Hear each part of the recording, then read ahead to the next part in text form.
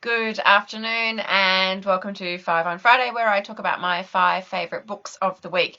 And the world seems to be going kind of mad today. Every event that I had on this weekend has been cancelled, except for one kid's birthday party. I don't know, do you cancel a kid's birthday party? I have no idea. And the world just, I don't know, I'm I'm not minimizing at all the anxiety and the stress that this is causing so many people. But gosh, I really need to be more anxious about this. I feel I I don't know. I would prep if I knew what I needed to buy. Anyway, I always have enough food to last me until, I don't know. I have enough food to last me a long time, so, I'm not particularly worried. I'm more worried about the book situation. So if you are also worried about what books you are going to read with the young people in your life when their schools are shut down, because I reckon that's going to happen, I've got 5 books today that I want to share with you that might be good ones. First up, I've got Little Bilby's Aussie Easter Egg Hunt, written by Yvonne Mess and illustrated by Jodie Pratt. Now, this is one of my 2 go-to Easter books for 2020. I absolutely love this one, and the launch of it was last weekend in Brisbane. I wasn't able to attend, but the photos of it looked really beautiful on social media. It's a really gorgeous story, and I'm purchasing a couple of copies of it for my nieces and nephews, my little ones, who I hope aren't watching this. Near bush and scrub and ocean front, we tiptoe on our Easter hunt. We look high, we look low, and then shiny eggs. Oh, whose eggs could you be?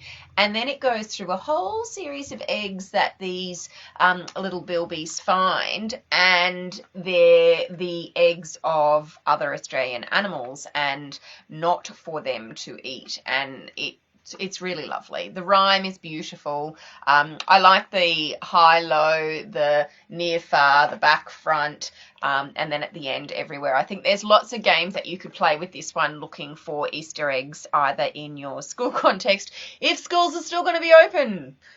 And I think that you could use this one at home as well. I think this would be a really good one to even use for your Easter egg hunt this year. If you have a family Easter egg hunt, we always have a family Easter egg hunt, and I think this would be a really fantastic one. Yvonne Mess is a great writer. I've been really watching her work since Meet Sydney Nolan. I really enjoyed that book, and this one is ace as well. So yeah, that's one of my 2 favourite Easter books for 2020. I just noticed my hair. Wow, sorry. I should have. Look, I've really made an effort for you this afternoon. That's all I'm going to say. Actually, I've made absolutely no effort, as you can probably tell. The second of my favourite Easter books for 2020 is Beautiful Eggs, A Journey Through Decorative Traditions from Around the World, illustrated by Alice Lindstrom. Now, again, like Little Bilby's Aussie Easter Egg Hunt, this is a board book. These are both board books. I don't think either of them needed to be necessarily done in board book form. Board book form is very durable, and these days board books aren't just for really, really little kids. So I do think that both of these are good for the early childhood age group, but not just for sort of the 1 and 2 year olds that you might normally consider giving a board book to. These go a bit older. So I'll be giving this one to my nephew who's in prep, and he'll really enjoy that one as well. And I would give this one up until maybe even grade 1 or grade 2. It's very beautiful. You can see that it's got a fair amount of text in it. It's a Scribble publication, and Scribble do absolutely beautifully produced books. I really enjoy the books that they put out. They're always very thoughtfully put together. It's got some information at the beginning about the tradition of egg decorating being a really long tradition around the world.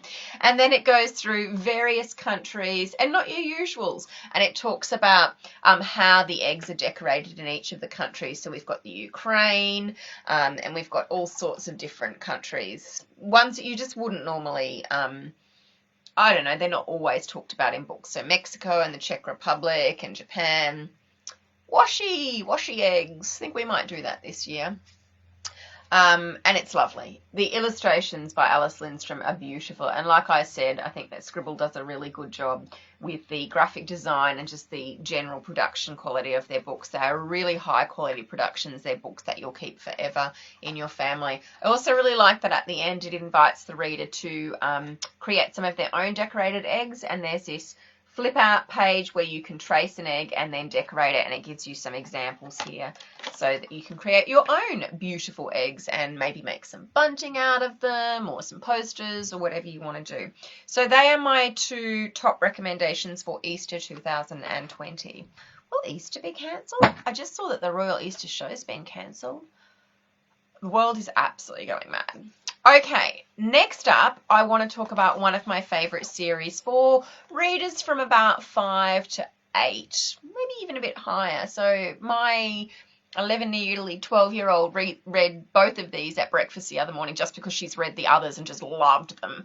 And she still really, really enjoyed them. And I've been reading them with my grade 2 students at school this week. And also I read some to my prep. So they span a wide age range. You can see from the text that it's about maybe a Billy B. Brown type level, or maybe even a little tiny bit lower than a Billy B. Brown. Nice big text, clear font, really good publications from 5 Mile, and they've got illustrations as well which help to carry newly independent readers through the text. So the Stardust School of Dance is written by Zanny Louise, and I've really enjoyed the first 2 books in the series, and these ones arrived a week or so ago. Edmund the Dazzling Dancer and Priya the Swan Queen. So in this one, Edmund's family own a restaurant, and in this one, their family restaurant is visited by the local reviewer, and they don't get a particularly great review, and they end up deciding to have a bit of a gala dinner and a show off, and to make his dad really proud. And he is also, there's a gala for the Stardust School of Dance. And Edmund is a fabulous character. What I really, really like about these Stardust School of Dance books is that they are based on the same characters appear in all of the books. So we've got Lulu Lullaby, we've got Edmund, we've got Priya, and I missed one. And we've got Bertie. And each of those characters has got their own books. So Bertie I really like. She, I think, was the first book.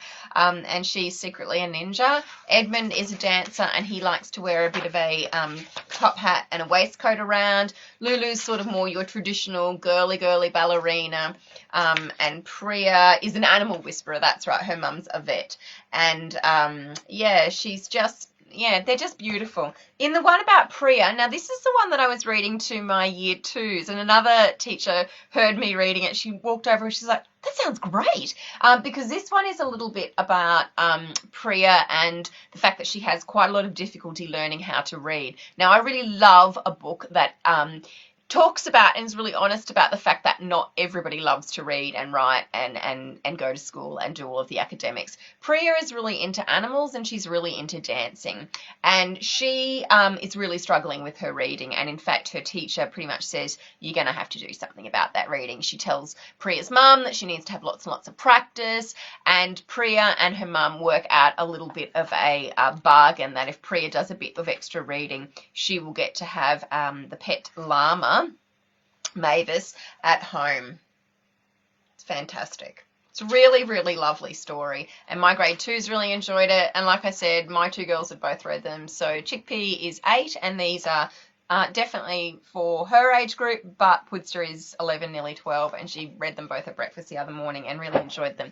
Now, my 11, nearly 12-year-old has been absolutely sweating on me finishing this. So if you do not know Sue Whiting has been a publisher, an editor. She does great writing consultancy. She does author visits.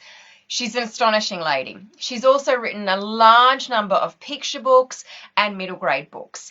Pudster read Missing last year.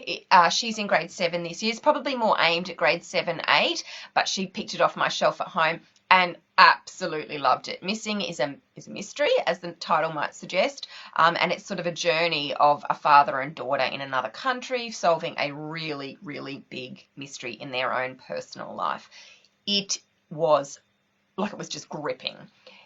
This one it's not out yet, actually. This is a book proof, but I wanted to talk about it. It's out this week and you can pre-order it, and I think that this would be a good one to pre-order. This one is going to go gangbusters. It's called The Book of Chance, and it's about Chance Callahan, for whom life is very black and white, fake or real, right or wrong, truth or lies. There's no in-betweens. I'm just reading the blurb because I really am worried I'm going to give away too much of the story. Chance's mother works with refugees, helping them to learn English and become comfortable in Australia. And she's very selfless and she works very hard. She works very long hours, and Chance has put her up for a reality TV house and garden makeover. And that she pulls that off, and this reality TV crew turn up when Chance's mother has been, taken away for the day, for her birthday, for a fake day spa, and there's a house makeover done. So that's one part of the story. The other part of the story, I'm just going to read you the first paragraph because it just dumps you right into the story. Chapter 1, Crossing the Bridge. Now, I'm starting this story at the end. I know that's not normal, but it feels right. And if there's anything in that world, in this world that I know to be true at the moment, it's that you have to do what feels right. It comes down to this. There was my life before and my life now. And right now, it's as if I'm crossing a bridge from one life to the other, from one me to another. I think that kind of sums up how the pace of the story goes. Sue Whiting dumps you straight into this crisis that is happening in Chance's life, and then she just continues. I mean, I am actually, for someone who reviews books and is a children's librarian, I'm actually quite a slow reader of books. I read this one super fast because I literally could not stop turning the pages. And, I read a lot of adult crime. I would have thought I would have seen what was coming with some of the things happening in this book. I did not. It was just outstanding. And I said to Sue Whiting the other night on Instagram when she saw my post about today, I've still got the last chapter to read. It might all go pear-shaped. It did not go pear-shaped for Sue Whiting anyway. I absolutely loved it. It was inspired by a true crime. Like with Missing, her previous book, parts of it you go, really? But, it's just, oh my gosh, it's such a page turner. It's really appropriate for male and female readers from grade 5 up until about grade 8. The characters are in grade 7, but there's nothing in it that would make it not a great read for students in year 5 and 6 as well. And as many of you will know, lots of young people like to read books with characters a little bit older than themselves because they're sort of looking ahead to the next thing and they're trying to navigate their own way through life. Lots of really good stuff in here about social media. I have, because this is an uncorrected proof, I would not normally do this, but I have actually dog-eared quite a few pages that I want to read with my students at school after telling them this is an uncorrected proof, and I would never let them dog-ear a book. But I do dog-ear uncorrected proofs and I highlight them and I write all over them. But there's some really, really good talk about social media safety, social media etiquette. Gosh, there's so much in this book. I think this is one that's going to be perhaps end up on school curriculums as a book that is to be studied. So Sue Whiting, well done. And I am going to give this book to my own 11-year-old tonight because she has been desperate to read it. In fact, last night she was just beside herself that I wouldn't let her take it because she would have lost it. It would have gone to school and I wouldn't have been able to talk about it this afternoon and show it. It would have been a disaster. And then the final book that I want to show you today is a really great one for the parents out there, particularly of tweens and teens. So You're Having a Teenager, an A to Z of Adolescence, written by Sarah Macdonald and Cathy Wilcox. Now, I was really excited to see Sarah Macdonald's name on this because I absolutely adored her book, holy cow. Absolutely loved it. It was like one of my favourite books in the book club that I used to be in donkeys years ago. Now, like I just said with the Book of Chance, children like to read a little bit ahead of them. I think as adults, we also like to read a little bit, what is coming up. So for me, I have an 11-year-old who is going on 15. Do not even get me started on I was going to swear. 11 is the new 13. So, hello! I picked this book up because I need some help. And as a solo parent, I am really struggling with my tween, who is soon going to be a teen. And all I can hope is that she's getting out all of the teen behavior between 11 and 12. And by the time she actually is a teenager, she will be like this delightful girl that just loves making me a coffee every morning and loves emptying the dishwasher and, you know, really deeply loves me as well. And also really loves my hair and makes really nice comments about the bags under my eyes and saying how youthful I look, because none of that is happening at the moment. Oh my God. Anyway, I really enjoyed this book. This is not a book that takes itself seriously in one regard. So this is for people who've enjoyed like Kaz Cook. Now I can't think of any of the other titles. This is a book for people who need a bit of humor in their parenting guides, which is totally me. I don't want to read something academic. Having said that, the book is really well, I can see it's been really carefully researched and really carefully written. There's lots and lots of good advice in it. It goes from A to Z, as the title suggests, and it does, some parts are very short. So belonging, talking about watching Buffy the Vampire Slayer with your teenagers, which I thought was actually a really great idea, but I will let you figure out why when you read the book. Talking about how everything is black and white for teenagers, bedrooms. So some sections are really, really short. And then other sections, they go into quite some depth. I think this is the one on social media here. And then other ones, I liked this. Understand. You don't. You can't. And stop trying to relate. It's really annoying. So some sections are just really, really, really short. It covers just such a range of topics. I really liked this. This is the daughter saying she's vegan and the dad going, oh, so you're going to eat vegetables now?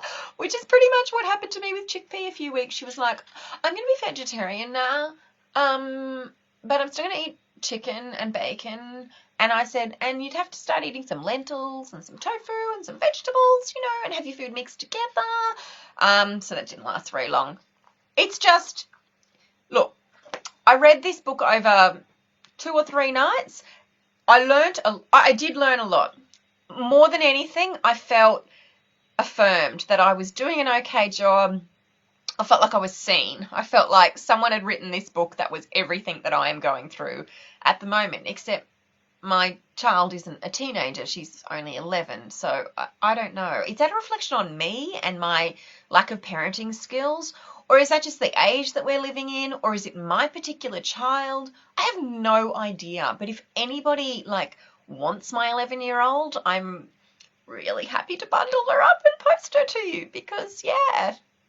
Anyway, so that is my 5 books for the week. I really like all 5 of those. And if all of the schools shut down next week and we are all at home with our children, there will be plenty of time to be reading. And I'm looking at upping my ebook subscriptions at school because we're going to have so many students needing to access ebooks as well as library books. And by the way, we've just implemented quite the cleaning regime in the school library, which is, important because library books are gross. Do you know how many times a library book is handed back to me and it's sticky? And so now we're wiping down every book as they come back in and cleaning nuts. We are going nutso in the library. So, and I really enjoy cleaning. Oh, thank you, Michelle. Is your 11-year-old, I was going to say foul, but I'm sure your 11-year-old's not foul. I think it's just mine. I don't know what I'm doing wrong. Anyway, teenagers, coronavirus, the possibility of schools being closed. It is all happening today. They are my 5 books for the week. Have a lovely weekend.